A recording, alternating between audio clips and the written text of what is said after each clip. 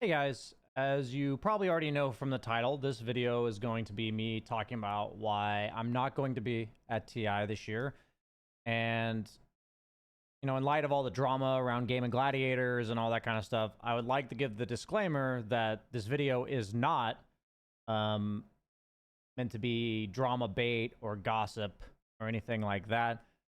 The reason that I am making this video is because of the fact that over the years, including this year, people have asked me many a time around the time that TI rolls around why I'm not there.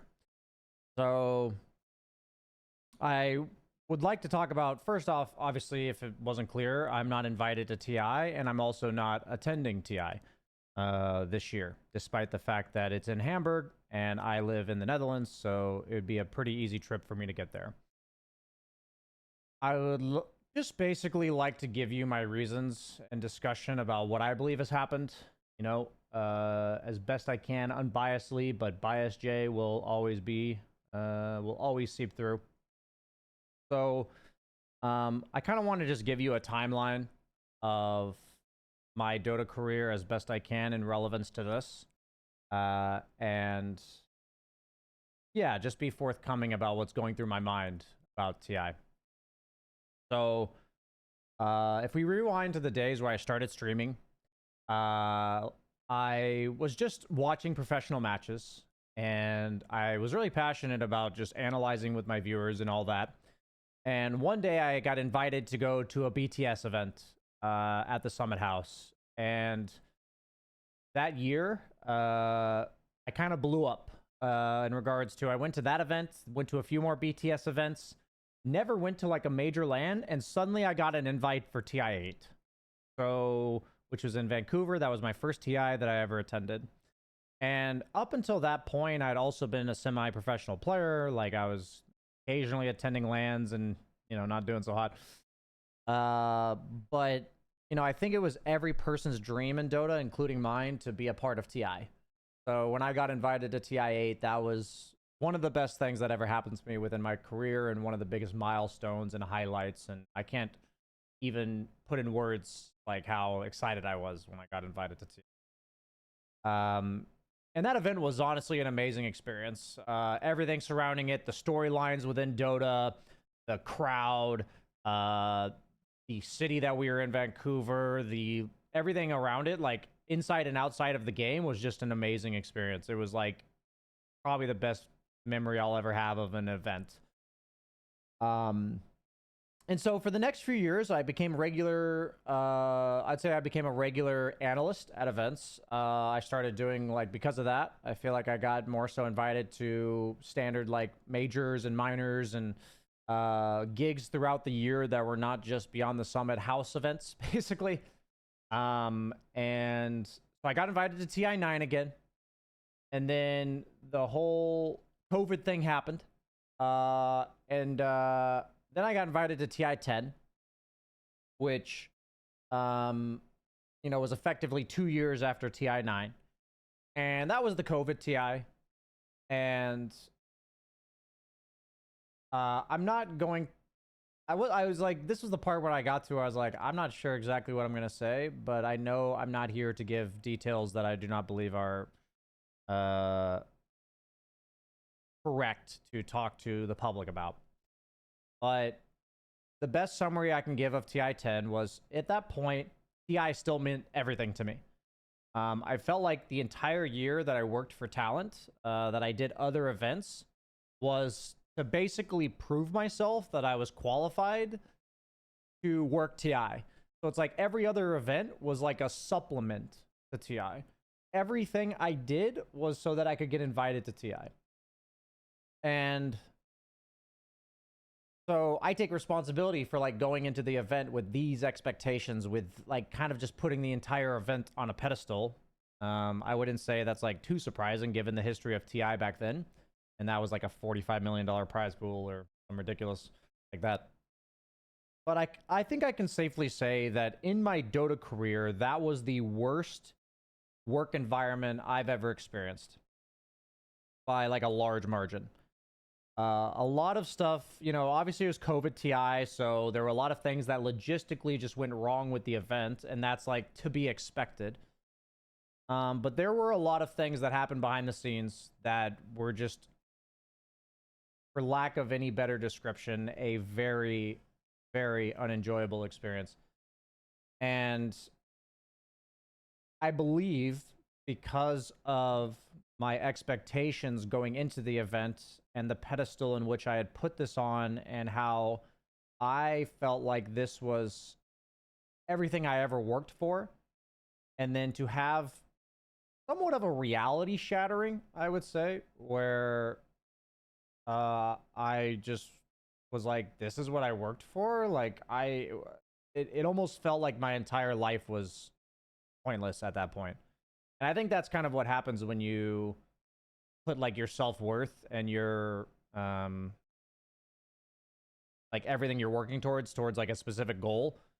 You know, they say like never meet your heroes. It's not the exact same thing, but I would say it's like, if I glorify this thing, it's inevitably going to disappoint me.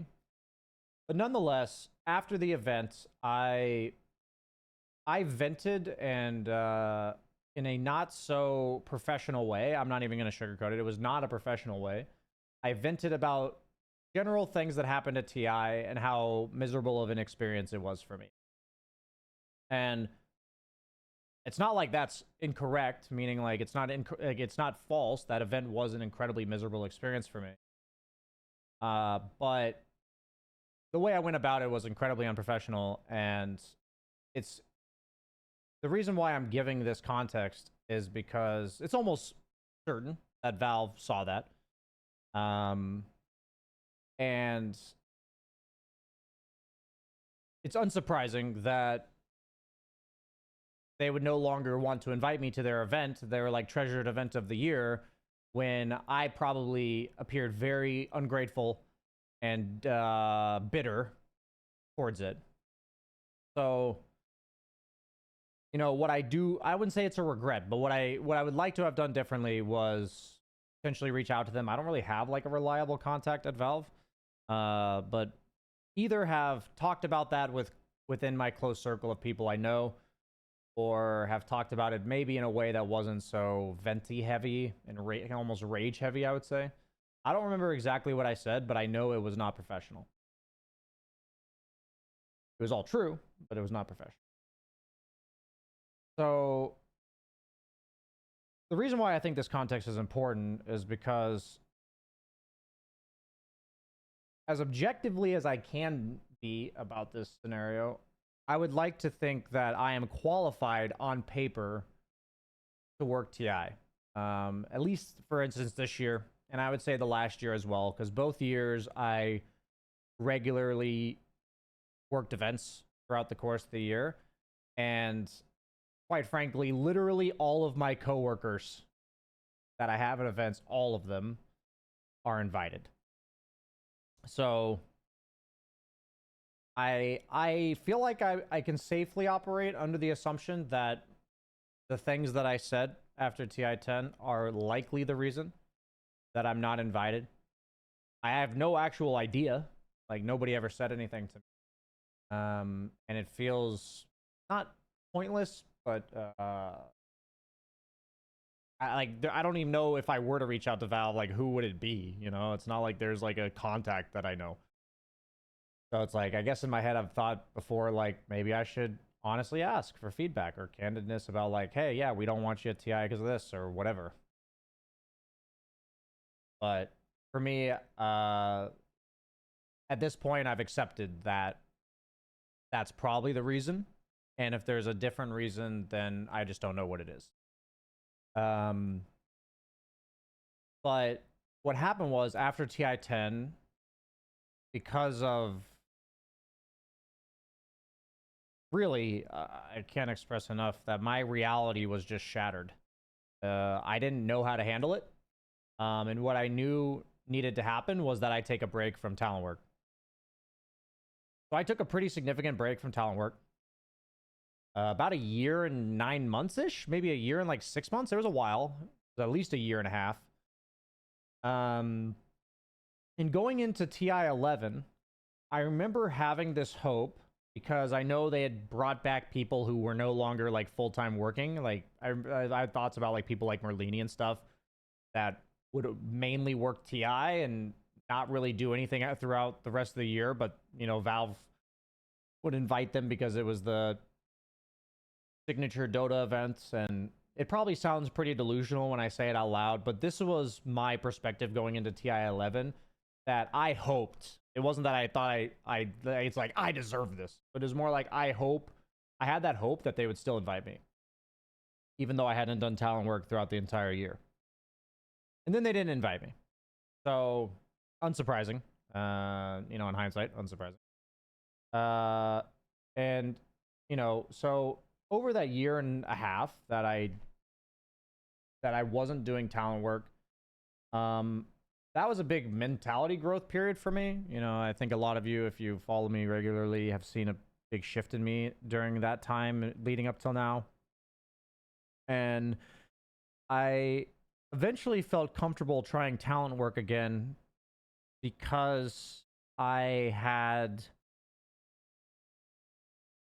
recognized how much significance I put into TI, and I had gone through the reflection process of asking myself if I wanted to do talent work despite that, like just because I enjoyed talent work. And a large majority or a large portion of my motivation for going back into talent work was because I really loved the friendships that I had with the other talents. You know, pretty much everybody, but like highlighting Jenkins and Fever, I would say. But there's so many people that I could say positively, and ODPixel, because yeah, those are the three that I would highlight. But I have a lot of really fond connections within the talent scene, and I felt like they were kind of my home away from home, and I had really missed that. So I ended up going to a Dream League because last minute they invited me because somebody had dropped out and they needed someone to fill in for a week. And I had mentioned to like one of my fellow talent that I was kind of looking to get back into it. And then that went well. Then they invited me to the Berlin Major. And then I was working for like events for like 6 months leading up to TI, maybe like 4 or 5. So then I had this feeling again, this hope that even though I had come back to talent work,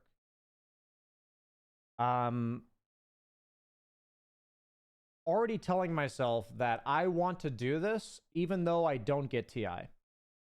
Like, I still believe that. Not like I was lying to myself. I still believe that. But I still had that hope.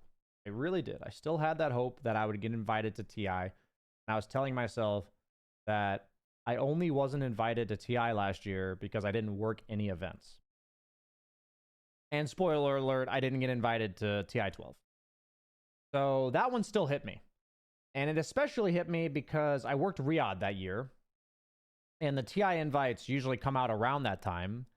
And everyone else is getting their invites, right? So they're obviously ecstatic. They're talking about it. Good for them. Like, I'm not expecting them to like hide it from you. So I'm seeing everybody else get happy about it, and my hope has been lost, or not lost, but obviously my expectations, or my hope. I was sad. I don't have like a better way to describe it. I was sad. So it went from hoping I get invited to TI 11, but okay, I wasn't working that year, to hoping I get invited to TI 12.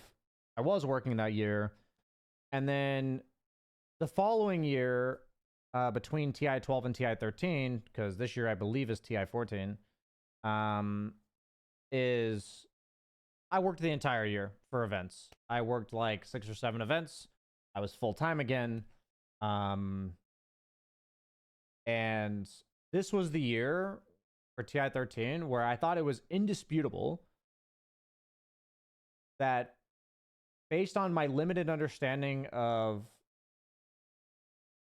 the criteria for getting hired for TI, that I, on paper, filled the criteria. I was like, I've worked all year. I stream regularly. I'm a regular part of the Dota scene. I see no reason why on paper I would not get invited to TI. Other than, of course, what I've already talked about. So then, but I still had hope. It's like, I still had hope. But I had started TI 13, I believe, like leading up to it, because I had not known that we were gonna get all the invite letters during Riyadh the previous year, so that kind of ambushed me. But this year I knew the invite letters are probably coming out during Riyadh. I'm working Riyadh again, and I'm going into this with the expectation that I'm not getting invited. I still had hope, but in my head, I would be more surprised to get invited than I would be surprised to not get invited. And that was not the case in the previous 2 years. So I told myself that. So this is like, I'm trying to explain this like chronological progression of my relationship with TI. So I didn't get invited this year, or to TI 13. And the previous 2 TIs that I had not been invited to were in Seattle and Singapore. And I live in the Netherlands, so I had not gone to those because it's like 12-hour flights or something. So I had not gone to those. So for TI 13, I had been in, it was in Copenhagen, and that's really close to me. So a friend of mine and I decided we were going to go to TI because part of me was just like, I feel like I've somewhat come to terms with not getting invited to TI, and I would still like to be there because it's an exciting event, and I was also affiliated with Team Liquid, and I felt like they had a real chance of winning that year, and just wanted to be there, see all my friends, all that. So I attended TI 13, and in the most candid way possible, the last time I had attended a TI as a spectator was I had gone to TI 4, 5, and 7 when they were in Seattle. I don't remember what happened for 6, but I went to 4, 5, and 7. And like those 3 events for me were like some of the fondest memories I ever had of like spectating an event. Like it was just a dream come true to be at TI. And there's a lot that's happened between then and TI 13. And you know, it's probably a combination of me changing and Valve, as well as like the Dota atmosphere changing. But despite Team Liquid winning in such like a poetic way, I feel like that storyline was awesome because those players had spent so much time working up until that point, and they're really likable guys. Despite all of that, it just wasn't very special to me. And I couldn't fight this feeling that I can't fight this feeling. Okay, I can't do it. I just thought of that song. But, totally derailed there. But I couldn't fight this feeling that it just didn't have the same weight to me as what it used to have. And it just wasn't the same. So I remember agreeing with my friend that was an awesome experience. That was an awesome way to go out. But it's probably the last time we'll go to a TI. And it was also very clear that Valve had not invested in it anymore. I think at this point it's pretty obvious that no battle pass, no like PGL takes over all the production. You know, there's no like crazy opening ceremony and all that kind of stuff. Like a lot of the things surrounding TI, you know, when it was in Seattle, there's like an entire convention going on outside, and it felt like at TI 13 especially, there was just like the bare minimum of stuff. And, you know, a lot of the feeling as somebody who went to TI back in its prime, it's kind of like, where is everything? That was kind of the feeling I had. And part of my reflection on TI 13 was kind of just being honest with myself that I had been holding on to how much this means to me for some time now, and I was having a really hard time letting go. Like, because the fact that I still had hope, despite my expectations being that I was not getting invited, I had been holding on to this for a long time.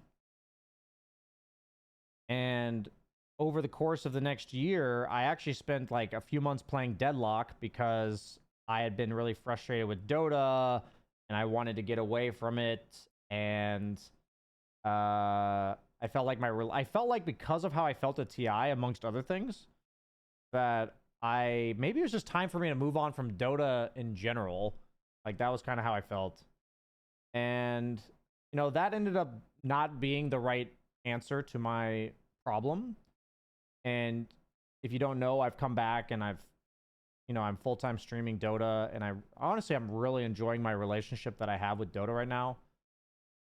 But a large portion of that was processing and accepting, because I kind of used to, not used to, or kind of, I used to resent Valve for effectively abandoning Dota. I think they do an amazing job balancing the game. I really enjoy the updates, even if they're less frequent. The new heroes, the updates, all that. But my version, my perspective on them, quote unquote, abandoning the game is what I saw at TI, just like lower production value, doesn't seem like they're very involved. And also the lack of community management, basically leaving Immortal Draft as is, going dark on us in terms of communication, feeling like they basically said, like, you guys stop complaining, see ya. And I think in my head for a while, I resented them and I demonized them in my head to like validate my feelings, to be honest. I think I did that. I was like, you know what? Fuck this game. And it's weird for me to say that I used to think like that in my head. Not exactly proud of that. But what I feel like has become a healthier outlook for me is more of a acceptance of what Valve does give us and an acceptance of what they don't give us. I've accepted that their community management and TI and everything is just the way it is. You know, you still see the entire Reddit filled with people that I believe have not accepted this. No offense. I feel like I've had to spend a lot more time thinking about this, but guys, come on. Like, are you still surprised? Come on. But I've accepted their lack of involvement in TI, and I've also accepted their lack of involvement in the community aspect of Dota, addressing the toxicity, all that kind of stuff. And that's part of the major reason that I went into the Dota Dojo, was once I finally understood and processed like what I believe to be an accurate understanding of how Valve's going to handle this game moving forward, I felt like I was faced with the decision of, do I do something about it? Meaning, like, do I try to have a positive influence on this community, or do I just leave? Because I don't want to be a part of this community if that's how it's always going to be. And realizing that I would like to do the former, and because I do love this game, I still love the game. Like, oh man, there's just nothing more, I don't want to say like a rush, but the mental dopamine hit that Dota gives in terms of problem solving and live action decision making, it's just, oh man, it's just the fucking best. It's irreplaceable in my experience. So combining that with believing that there's a chance that I could maybe have impact, and at least thinking it's worth trying, that's why I did the dojo, right? So coming into TI this year, based on acceptance, I really believe it's rooted in acceptance. Like, this year was the first year that I didn't even think about getting invited. Like, that was when I knew I had accepted it. That's when I knew that I had finally embraced reality. Was I didn't even consider getting invited. I'm just like, I'm not going to get invited. Like, that's obvious. And this was the first year, because it was not the case for the other three. This is the first year that I haven't been emotionally impacted by not getting invited.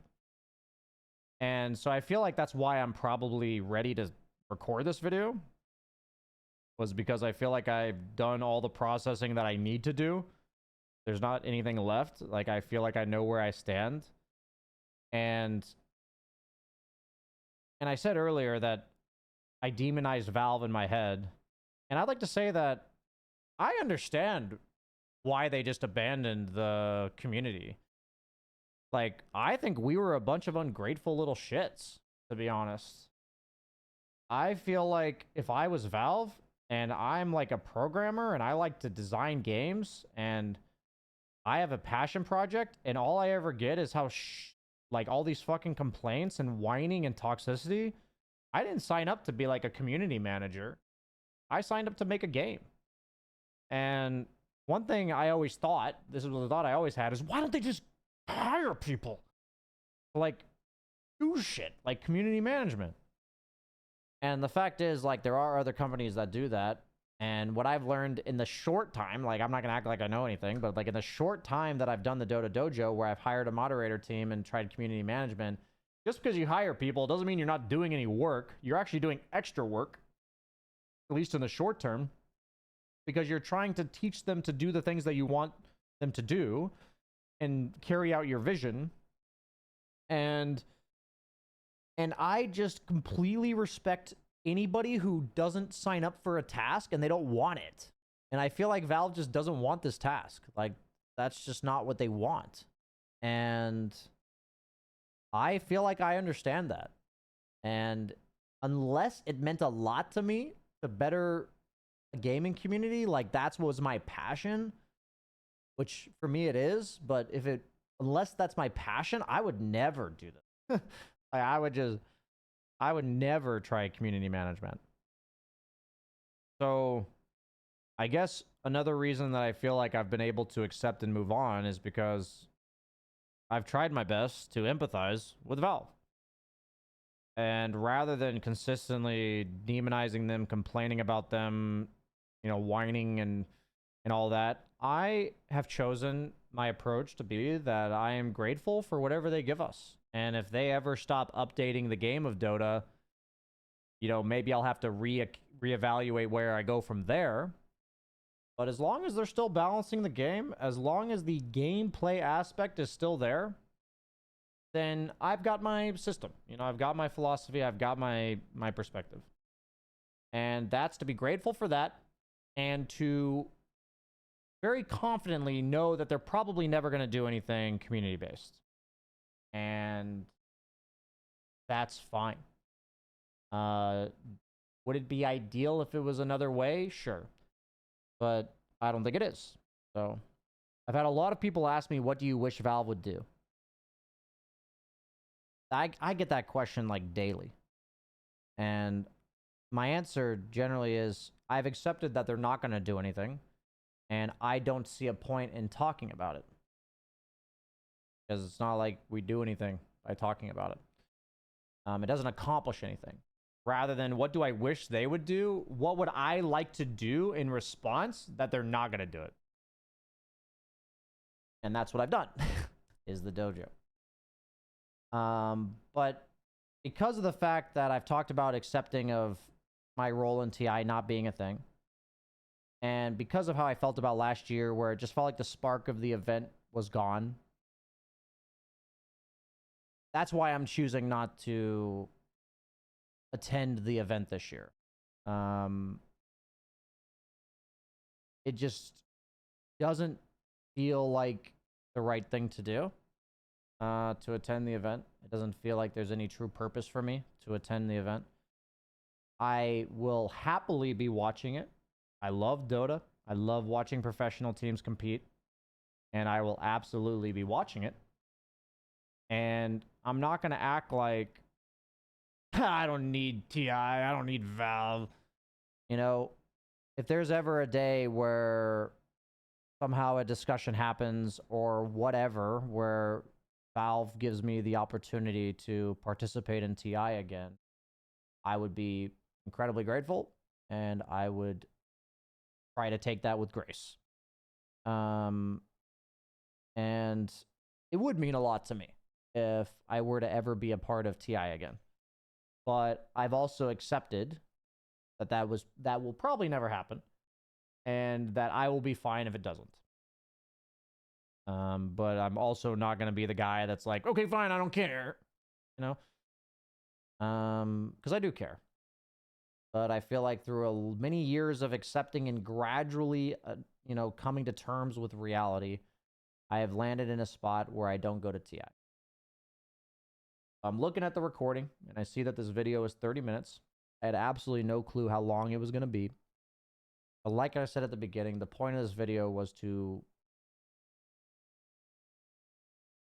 direct people somewhere where if they ever ask me why I'm not at TI and they care enough to know, this is why. You know, I find myself having to like struggle to summarize this in like a minute of relevant information, and it gets pretty exhausting. But it's obviously something I've thought about a lot.